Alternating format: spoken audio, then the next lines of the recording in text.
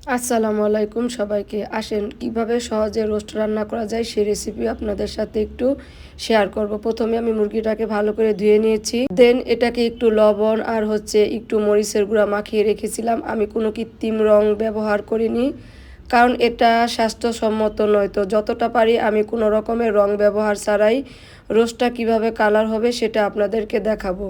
তো প্রথমে আমি একটু হালকা ভাজা দিয়ে নিচ্ছি।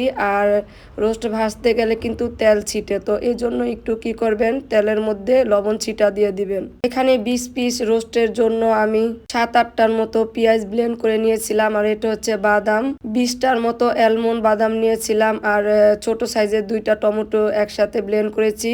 সাথে 5টা শুকনা মরিচ দিয়েছিলাম। আর একটু গরম মশলা দিয়েছিলাম। তো যাই হোক, দেখতেই পারছিলা তোমরা, একটু ধনে গুঁড়া দিয়ে দিলাম, স্বাদ মতো লবণ।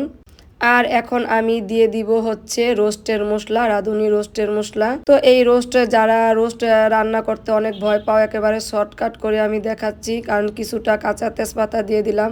তোমাদের থাকলে দিবে, কাঁচা না থাকলে না দিবে। এটা হচ্ছে আলু বখরা দিয়ে দিলাম। তো এইভাবে রোস্ট রান্না করলে কিন্তু অসাধারণ লাগে। আর আমি কিছুটা সস দিয়ে দিলাম, টমেটো অথবা চিলি যেটা মনে চায় দিতে পারো। ও হ্যাঁ, ভুলে গিয়েছিলাম, আমি এখানে 2 চামচের মতো আদা রসুন বাটা দিয়েছিলাম। আর একটু ঘি দিয়ে দিলাম, 2 টেবিল চামচের মতো দই দিয়ে দিলাম। তো এই তো সুন্দর করে একটু নেড়ে নিচ্ছে। এরপরে আমি কিছু দুধ অ্যাড করলাম। আর দুধ দিলে কিন্তু অসাধারণ লাগে রেসিপিটা। যাই হোক, আমি রোস্টে সবসময় দুধ দেই, তো তোমরা দাও কি না জানি না। তো এভাবে আমার মতো যদি টিপসগুলি ফলো করো তাহলে অসাধারণ, একেবারে বিয়ে বাড়ির মতো রোস্ট মজা লাগবে খেতে। তো আমি কিন্তু সহজভাবে দেখানোর চেষ্টা করি রেসিপিগুলো। তো এই তো কষিয়ে নেওয়ার পরে আমি কিছুটা গরম পানি দিয়ে দিলাম। যারা একেবারে রান্না করতে পারো না, রোস্টকে ঝামেলা মনে করো, তারা কিন্তু আমার এই রেসিপিটা দেখে কিন্তু করতে পারো। যদি আমার রেসিপিটা ভালো লাগে তাহলে তোমরা আমার ইউটিউব চ্যানেলটাকে সাবস্ক্রাইব করে রেখো। আমি একেবারে সহজভাবে সব রেসিপিগুলো দেখানোর চেষ্টা করব ইনশাল্লাহ। এই তো এরপরে আমি খানিকটা গুঁড়া দুধ দিয়ে দিলাম।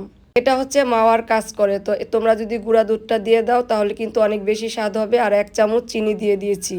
তো অনেকেই কিন্তু অনেকভাবে রোস্ট রান্না করো, আমার মতো একবার রান্না করে খেয়ে দেখো কিন্তু। তো আমি কিছু পেঁয়াজ বেরেস্তা করে নিলাম, এরপর এটার মধ্যে ছিটিয়ে দিয়েছি।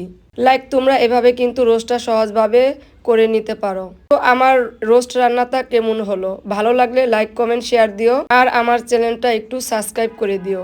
আলহামদুলিল্লাহ, থ্যাংক ইউ ফর ওয়াচিং। আজ এ পর্যন্তই। আল্লাহ হাফেজ।